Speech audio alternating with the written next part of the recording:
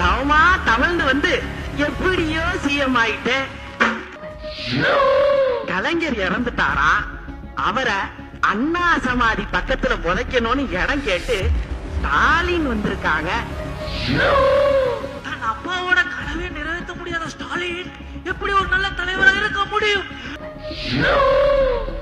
ஸ்டாலின், அவர் பையன் உதயநிதி, திமுக இவங்களை எதிர்க்காம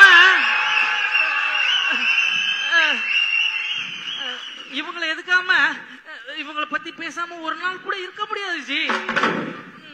அப்போ அந்த அம்மையார் கட்சி அவங்க நமக்கு வாய்த்த அடிமைகள்.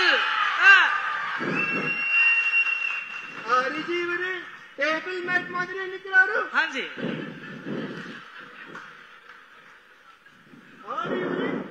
இவருதான் நம்ம தமிழ்நாட்டு முதலமைச்சர் அடிமைச்சாமி. அச்சா அச்சா, எல்லோரும் அரசியல்ல நாற்காலியை தேடிதான் போவாங்க. ஆனா நாற்காலி அடியில பர்பி தேடினாராச்சு. ஹாஞ்சி, ஹலோ பர்பி ஜி. எஜமா எப்படி இருக்கீங்க? நல்லா இருக்க எஜமா. உங்களோட புண்ணியத்துல எப்படியோ தவமா தவம் இருந்து தவமா தவழ்ந்து வந்து எப்படியோ சிஎம் ஆயிட்டேன். இப்போ எதுக்காக இங்க வந்தீங்க? கலைஞர் இறந்துட்டாரா, அவரை அண்ணா சமாதி பக்கத்துல புதைக்கணும்னு இடம் கேட்டு ஸ்டாலின் வந்திருக்காங்க. அதான் உங்ககிட்ட ஒரு வார்த்தை கேட்கலாம்னு.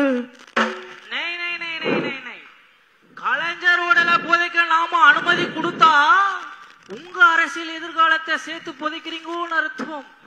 கூடவே எங்க அரசியல் எதிர்காலத்தையும் சேர்த்து புதைக்கிறீங்கன்னு அர்த்தம். ஒண்ணுமே புரியலையே. அரே, புரியாதனாலதான் இன்னும் நீங்கள் எங்களுக்கு அடிமையாவே இருக்கீங்க. இப்ப நல்லா புரியுது எஜமா.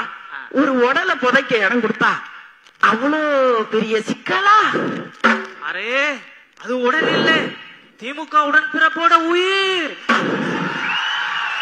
அரே, பர்பி தேடி நாற்காலியில் போய் உட்கார்ந்த உங்களுக்கு எப்படி புரியும்? அண்ணா சமாதி பக்கத்துல தன் உடலை புதைக்கணும்ன்றது கருணையாளோட கனவு. ஆனா நாம அந்த கனவை நிறைவேற்றாம தடுக்கணும். தன் அப்பாவோட கனவை நிறைவேற்ற முடியாத ஸ்டாலின் எப்படி ஒரு நல்ல தலைவராக இருக்க முடியும்? நாம அப்படி இப்படி சொல்லி மக்கள் மத்தியில பிரச்சாரம் பண்ணணும். அதுதான்